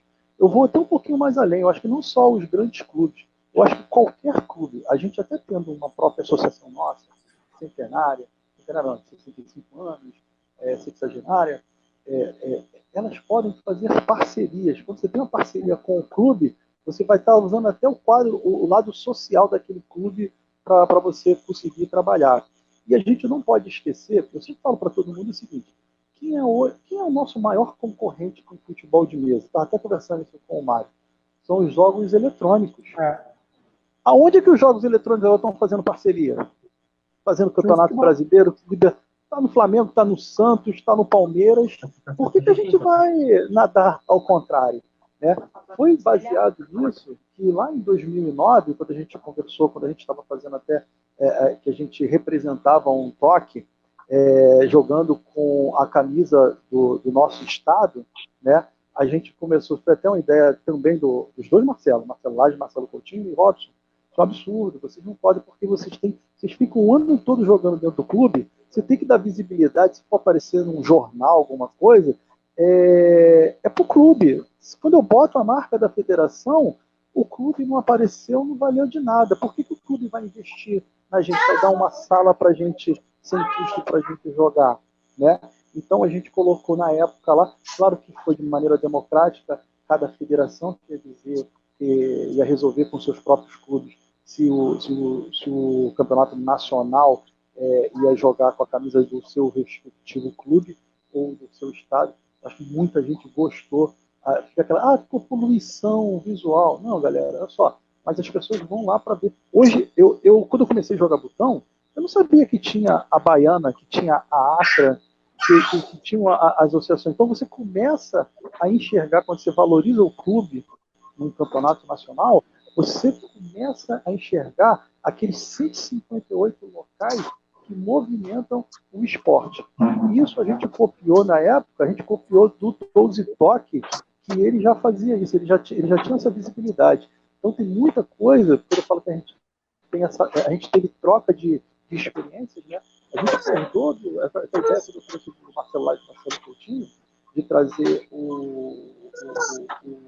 a identificação mesmo do clube, já era uma coisa que já era usada pelo Touse Toque há muito tempo. Eu acho sensacional, eu acho uma coisa que a gente não tem mais por onde parar. Como é que você vai dizer que você joga do Flamengo no Avaí e você não tem a marca, né? A marca de quem você joga, gente. Não, e a mídia, eu vejo que a mídia vem atrás de ti. Como a gente tem. Eu lembro de um campeonato lá em Natal, eu acho que só tava eu com a camisa do Vasco, os caras vieram, cadê o cara do Vasco? O cara que não joga nada, mas era o cara do Vasco que estava ali. Né? Então, o Vasco foi muito importante também para a gente nessa época no toque de visibilidade. Então a gente tem que usar. Né? Não importa se vai ganhar, vai perder. Se o clube abrir as portas nesse sentido, Eu acho que tem que aproveitar. Ah, mas não vamos, a gente não tem como investir. Começa. Ah, então você consegue um uniforme para nós, tu associar a camiseta que possa te abrir portas. O Botafogo é um exemplo disso. Eu acho que o Botafogo é um do. Não sei como é que é os outros. O Botafogo é um dos poucos que eu conheço que existe esse investimento. Né? Por exemplo, hoje eu fico imaginando quanto deve custar para manter aquela sede que o Botafogo dá. 300 metros quadrados com ar-condicionado, né? E a gente... você não tem como bancar... Mas aqui no Rio de Janeiro, você tem a Portuguesa também, que tem uma sala muito boa, né? Que o clube também banca. Né? A gente tem a parceria da FUMIG com o Social Ramos Clube, ou seja, uma associação de 1981, ela junta com um clube social para tentar se manter. Né? A gente tem um Bangu, né, que usa a parte social. A gente tem a Light, que é dentro de um clube também. Eu acho que os dois estados que, falando no toque, por causa que no 12 toques e dadinhas, a gente sabe que tem mais times investidos. É o Rio de Janeiro e Pernambuco. Sim, Rio de Janeiro. O Ceará também, tá? O Ceará tá Fortaleza e o Ceará também estão jogando também. E a Ferroviária. Quer falar alguma coisa, Mário? Podemos evoluir? Vamos, tá tranquilo. Concordo com vocês aí para esse. Mafra, para a gente passar agora um pouquinho, que a gente estava planejando 1 hora, voltando já está com quase 1h30 de live. Já tem gente dormindo ali já. Já tem quantos aí assistindo? A gente não conseguiu chegar... A gente está com 50 agora. A gente já teve 75. Tá. Vamos... qual é o próximo passo de CBFM, eleições? Como é que é o esquema de eleições? Vamos ter Mafra, não vamos ter Mafra? Não mais. Porque... Mário, tá contigo botar ele na parede, Mário. Não, então... Tá contigo botar ele na parede. Não. Então, vamos lá. A eleição agora, eu já fui reeleito, eu estou no segundo mandato da Confederação. Então, por dentro, pelo estatuto, não pode ter uma nova reeleição. Tá? Então, isso é sadio. Tem que ter rotatividade, outras pessoas têm que se candidatar. Então, agora, em junho, eu vou liberar o edital, que é baseado no estatuto, quais são os requisitos de quem vai estar se candidatando para assumir nos próximos 4 anos a Confederação. Né? Isso é muito importante. Eu fui até o primeiro presidente que foi reeleito. Todos os presidentes, apesar de ter reeleição, sempre teve troca, porque antigamente a gente tinha que a gente conduzia o acordo de cavalheiros. Mas chegou um determinado período que a gente começou a conversar e chegamos a um raciocínio lógico. Assim, gente, a gente não sabe se a gente vai estar aqui amanhã para manter acordo de carvalheiro. Então vamos fazer o seguinte, segue o que está escrito, vamos seguir o que é a regra, quem fica tudo direitinho, está no estatuto, não tem problema nenhum. Você ser presidente da confederação não te dá status de que você vai ganhar nada, não vai te dar status que você vai jogar nada. Você trabalha muito. Né? Eu atendo pessoas todos os dias. No meu trabalho, na minha hora de lazer, já tinha alguém aqui ligando aí que tem que pegar e desligar. Então as pessoas têm que entender isso. É uma responsabilidade muito grande. Fiquei com medo no início, né? É apavorante, né? É um desafio muito grande. Mas hoje a gente tem bastante pessoas que eu acho que já entenderam esse mecanismo que a gente... Com as mídias, hoje em dia, com tudo, com a clareza que a gente tem, não tem como agora a gente não saber quem está preparado, quem vai se candidatar, quem quer entrar, ele vai saber o básico, ele vai conseguir. Eu só não vou dizer que assim no momento, por que você acha, não sei o que, não. Isso é uma coisa particular, as pessoas devem se candidatar, né? E não adianta, não me candidatei, eu quero o Marfa, não, o Marfa não pode mais, né? Só daqui a 4 anos eu só vou estar jogando pelo Botafogo, mas claro, existe uma transição de ajudar, ninguém vai ser, tem que ensinar os atalhos, eu vou estar sempre à disposição de quem vir a assumir o cargo. Inclusive, até foi uma boa pergunta, Indegani, porque a gente tem que ver, que a gente tem que colocar junto do próprio toque das outras modalidades, que é quando a gente também indica quem é que vai ser o vice-presidente, para formalizar. Então, e a partir de novembro também é bom, vocês vão ter que começar a ver isso. Se você é meu candidato, você já, mas a gente tem que colocar também em votação, tá? Tanto no toque nas outras modalidades, que aí faz uma chapa única, porque você só elege, na verdade, é o presidente, né?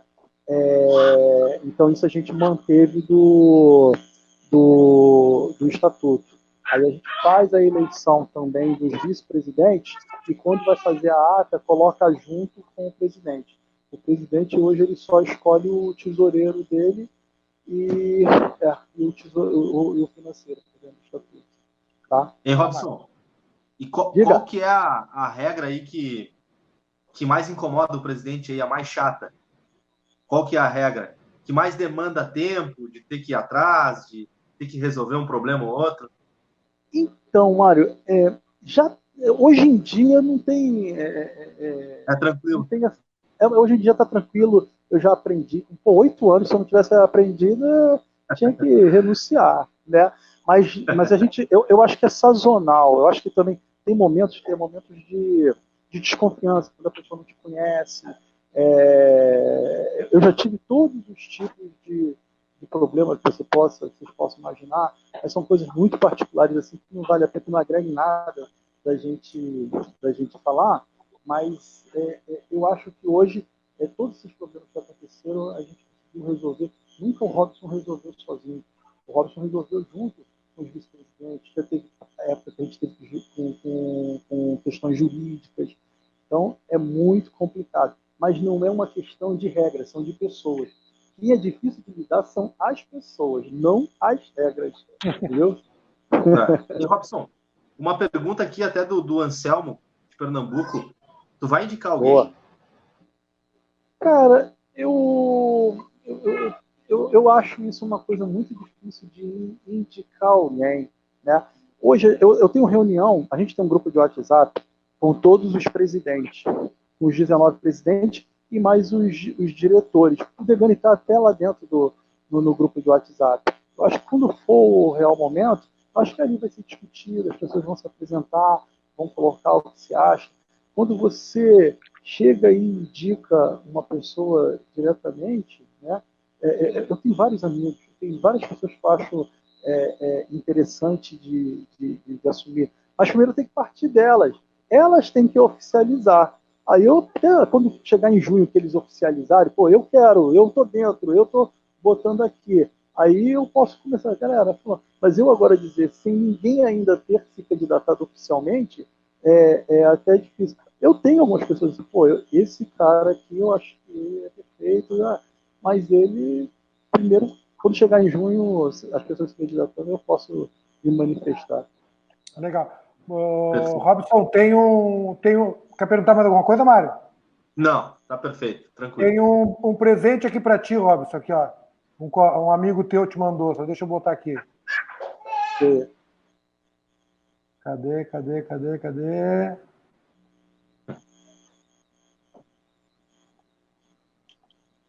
Mas eu posso dizer agora qual foi o Mário, hein? Fala, seu Gabriel. Que é isso, hein? Que é isso? Beleza? Aproveitar aí, esse espaço, esse momento, para poder agradecer a você pelos trabalhos prestados na frente da Confederação, seja ela da Disco ou seja ela da Geral, que você está agora. Como vai ser o último ano, vai findar esse ano, vai estar saindo, abandonando a gestão, aproveitando para agradecer. Também queria aproveitar o momento para lhe fazer uma pergunta, no caso duas, né? Quais foram os momentos mais difíceis na gestão da Confederação, seja ela da Disco, seja ela da Geral?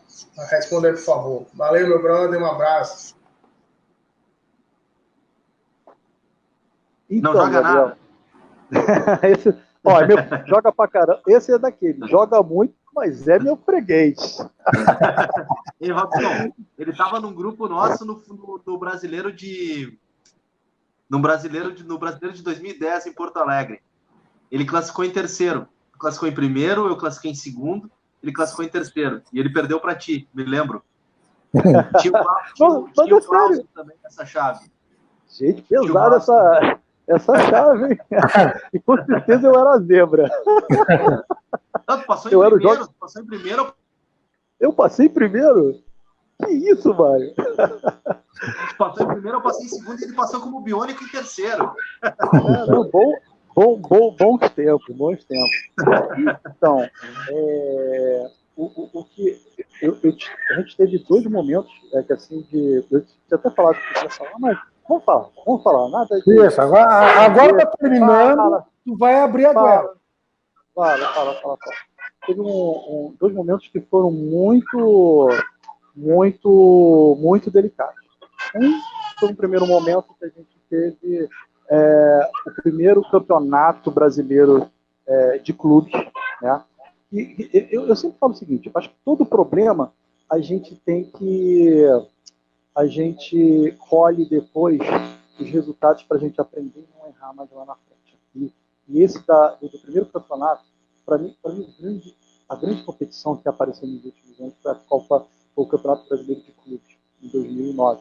Mais uma ideia de novo dos dois Marcelo Coutinho e Marcelo Lage, que ficaram aqui na minha cabeça: vamos fazer, que se dá certo, está sendo com todas as regras, por que importa não tem? Então, tu quer ligar lá? Hã? Oi? Desculpa. Tá. Então, em 2009, eu consegui convencer o Carlson e o André, então a gente fez o primeiro campeonato brasileiro de clube, que vem até hoje aí, e eu acho que é um tremendo sucesso. Né? Onde a gente mais valoriza ainda nossos clubes. E a gente fez um equívoco de fazer uma equipe combinada, porque alguns atletas não tinham o número de pessoas para jogar, então a gente fez uma equipe combinada da confederação, tipo assim, é festivo e tudo mais, e a gente fez um rodízio entre algumas pessoas e a gente ia fazer só da diretoria, né? E a gente teve um atleta que ele pediu também para jogar, a gente deu a permissão para ele jogar, né? E eu não lembro agora, acho que ele jogou uma partida ou teve uma conclusão que ele queria jogar a primeira partida. Gente, olha só, é combinado, então a gente vamos combinar entre a equipe qual que não vai jogar. E ele não gostou dessa situação, ele se sentiu menosprezado e tudo mais, e depois entrou na justiça contra a confederação, né? Então a gente teve que ter toda uma habilidade de conversar, gente, pessoal, isso não foi erro e tudo mais, ninguém fez isso. Aí acabou que a gente teve que ir para.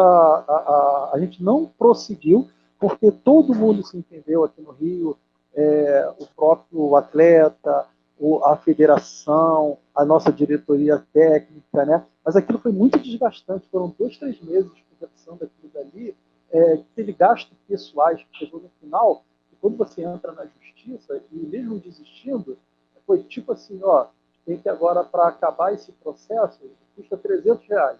Aí a gente dividiu, o atleta pagou parte, a federação aqui pagou parte, e eu pessoalmente, como a gente não tinha verba fixa, eu gastei dinheiro do meu bolso para encerrar, entendeu? Então isso foi muito desgastante, custoso, né?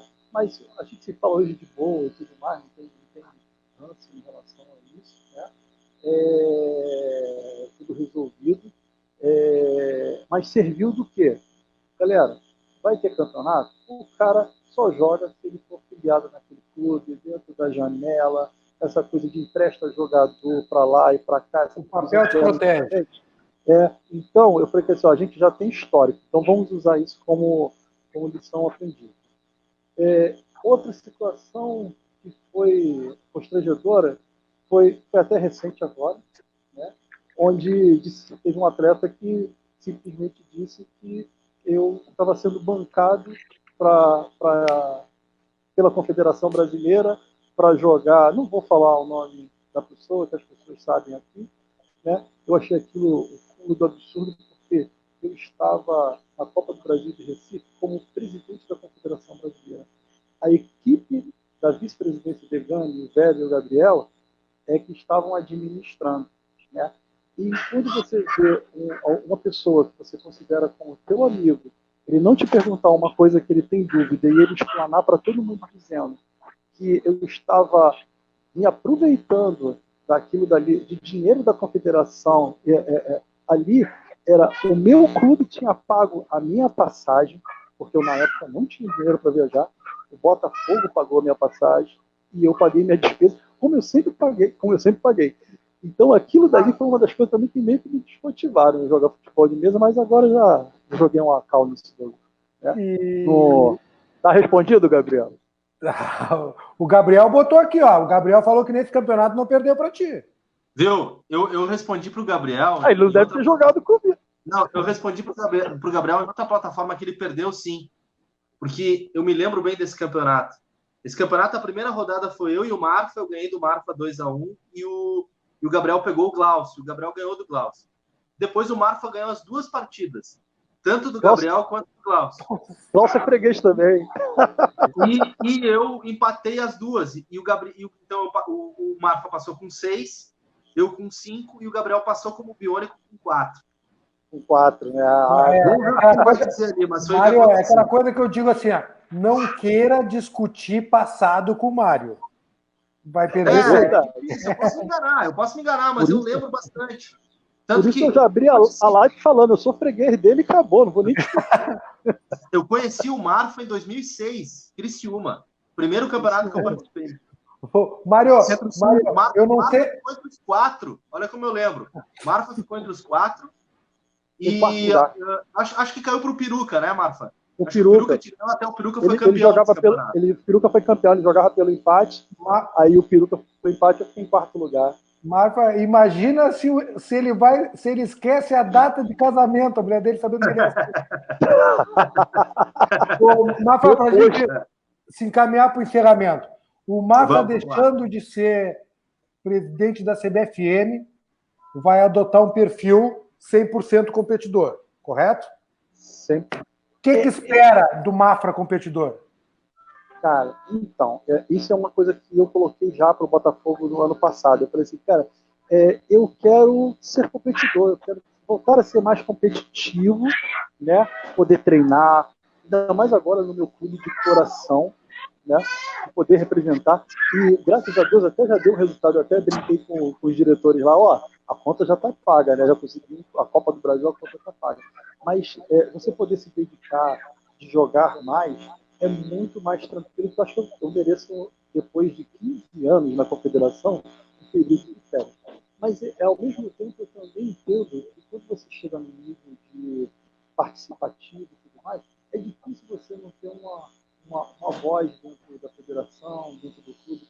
Naturalmente as pessoas vão perguntar e tudo mais. Eu hoje ainda estou como vice, eu estou ajudando aqui o Pedro na Emerge, no Rio. Isso, no Rio, como diretor técnico, né? Mas eu já falei para eles, não, eu vou pegar agora no início e tudo mais, mas a tendência é depois eu sair, porque eu particularmente, eu não gosto, eu acho o cargo de diretor técnico o cargo mais exaustivo que tem. Esse cargo é complicado. Esse cargo é muito complicado, né? Esse cargo é complicado. É muito complicado. Então, eu não gosto de ser, nunca gostei de ser diretor técnico.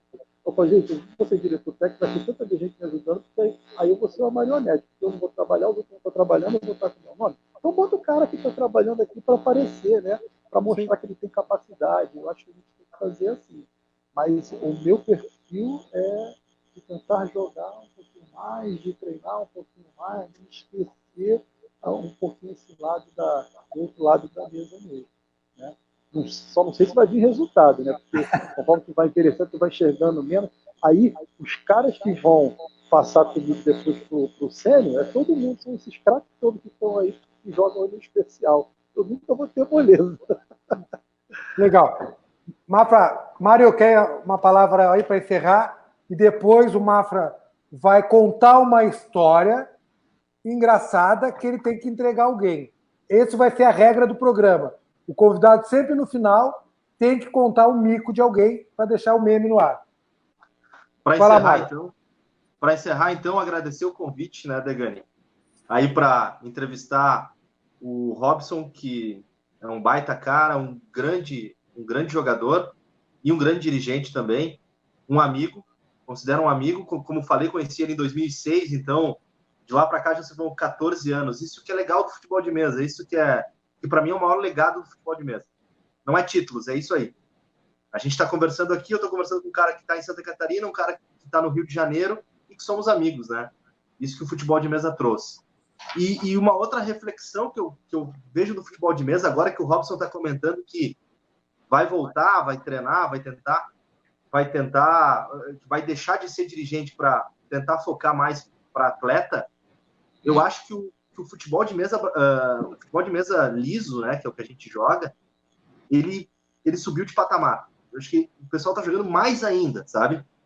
Principalmente esse pessoal da Bahia. Os caras estão treinando muito, estão jogando muito competitivamente, porque eles ficaram um período sem ganhar, e agora voltou o Jeans, que é um amigo, mas que joga muito. Não estou usando ele como exemplo, mas que ele também acho que está ajudando a Bahia. Danilo, que está fase espetacular, o próprio Gabriel. Então é isso. Acho que o futebol de mesa evoluiu muito. Ele subiu de patamar. É isso aí. Valeu, galera. Obrigado, Mário. Vai, Robson. Antes de contar a história, eu também quero agradecer essa oportunidade aí, Degani. Acho bacana, acho isso muito produtivo, a gente poder esclarecer algumas coisas e fazer dessa forma leve, né? A gente, todo domingo, você, que vou estar aqui sempre assistindo, né? Queria até aproveitar de pedir também para todos os nossos amigos terem paciência com a gente em relação a planejamento que a gente está tendo agora em relação por causa do Covid, algumas decisões muito difíceis que a gente tem que tomar, né, de suspensões de campeonato e tudo mais, que tem todo um trâmite de logística de viagem, de hotel, quem cede, quem não cede, que são bastante complicados. Então, toda vez que a gente está a cada mês dando... cada um está numa sazonalidade diferente para dar essas respostas, então eu ia pedir também um pouquinho de paciência para todo mundo, tá? Então, também aproveitar que o maior título que a gente tem são as amizades que a gente conquista de norte a sul, né? A gente pode dizer aqui que quem é teu melhor amigo? Não tem como dizer quem é o meu melhor amigo, porque a gente tem tantos grandes amigos que a gente pode contar. Eu tenho uns amigos assim que seria indelicado de dizer que quem é o meu melhor amigo, melhor parceiro do futebol de mesa. São muitos, né? E até um especial que hoje não está aqui, que eu sempre homenageio, que é José Carlos Chalon. Gostaria muito que ele estivesse aqui ouvindo a gente, um cara conhecido, um baita atleta, um paizão. Né? Agora, se tratando de casos pitorescos, aqui no Rio de Janeiro todo mundo conhecia, né? Tem vários casos. O que não falta no Rio de Janeiro é maluco, né? Jogador de botonista, geralmente ele é maluco, todo mundo aqui. Quando você fala, o que você faz? Joga botão, joga futebol, é maluco, não tem jeito. O nosso maluco mor, ele se chamava Márcio Alain, né? Então ele não sei se vocês conseguiram chegar. Ele era um cara que tinha uma cabecinha avantajada, né? Muito amigo aí do Alexandre Dantas, do André Luiz, do Pedro Carlos, era um grande amigo. Então era o cara que todo mundo conhecia ele como cabeção. E ele era um cara muito metódico, era um cara que saía gritando pra caramba. E a gente, dentro da nossa associação lá em Ramos, na época da Formiga, o que a gente fazia? A gente jogava todo sábado. E chegou uma época que eu estava chutando muito, eu estava naquela subida que você começa a ganhar, começa a equilibrar com os bambambãs. Aí o Márcio Alain veio, o Volta Redonda veio perguntar, ele fica, o nome do meu time era Amsterdã. Ele chegava aqui assim, Amsterdã, o que você está fazendo? Qual é o teu treino? Não sei o que você está fazendo para ganhar dentro internamente? Você tem que me contar qual é o segredo. Não vou te contar o segredo, tá maluco? Não, você tem que contar o segredo, você tem que contar o segredo. Isso foi um mês ele me perturbando. E tinha um grande amigo meu de infância, que era o André Luiz, que jogava com a gente. Aí ele chegou assim, Robson, vamos fazer o seguinte, vamos falar para ele que eu te levei num terreiro e a mãe de santo benzeu tua palheta. Aí o André chegou assim, pô, Márcio, não tá sabendo, Robson não quer te contar. A gente foi no terreiro lá em Alcântara. Aí o terreiro de Macumba, falou o nome da macumbeira, né? Aí eu não podia rir, eu segurei, eu querendo rir. Aí todo mundo parando a rodada e ele acreditando. Então a gente vai nessa macumbeira na semana que vem. Aí a gente marcou com ele aí na macumbeira. Só que a gente deixou ele no ponto de ônibus e a gente não pegou ele de carro. A gente veio para a associação. O André ganhou dele de WO, ele chegou pau da vida. Pô, eu tô esperando você lá para jogar, para me levar na macumbeira e vocês me ganham de WO. Eu falei, cara, faltou o jogo, faltou, eu posso fazer nada, né?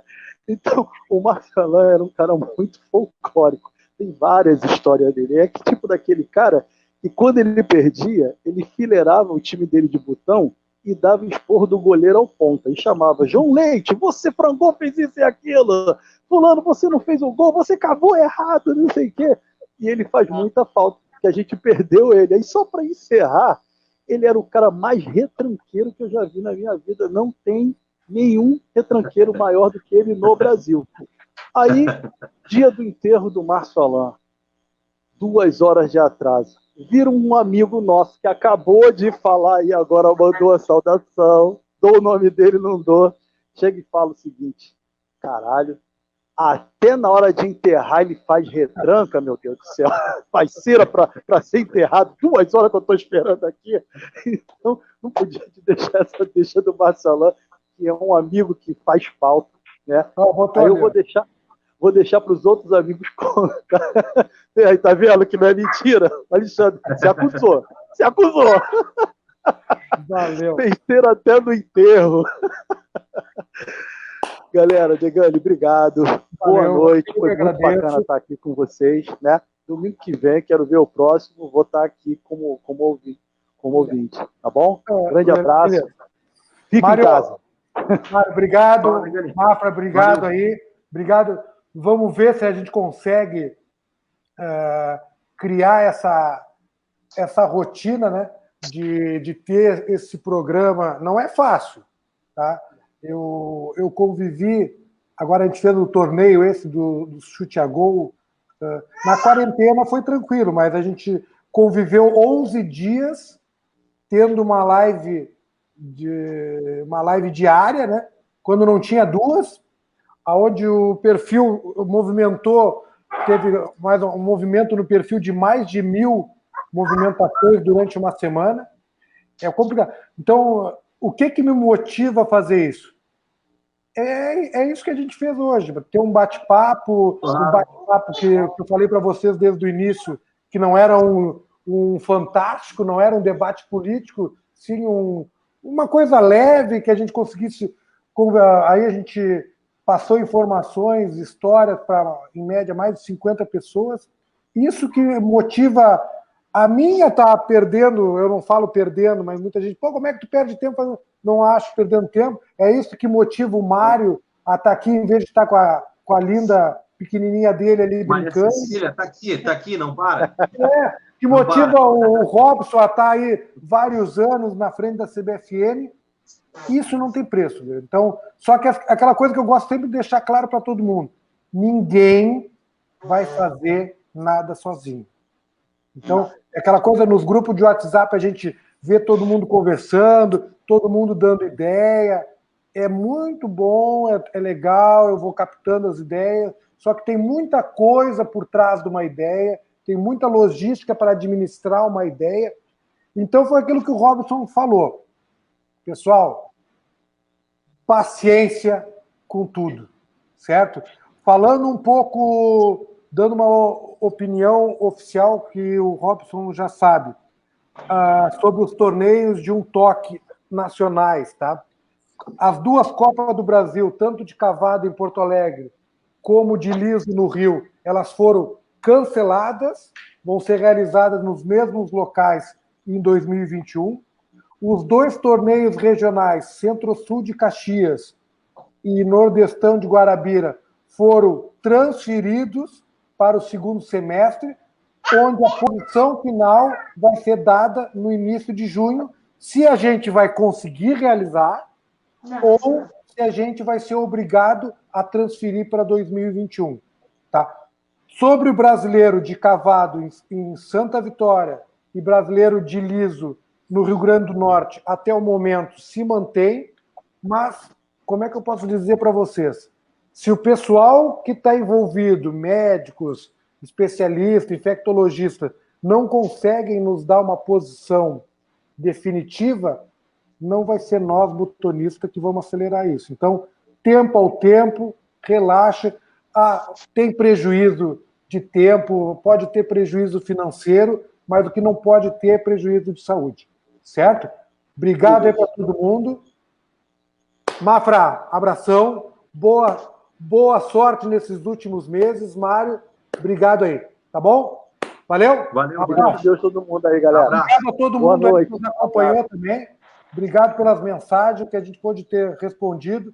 Quem quiser fazer alguma pergunta, pode, depois eu vou estar lendo com calma, deixar aí uma boa. Tá bom? Boa noite para todo mundo aí, Mário. Mafra. Valeu. Valeu. Tchau.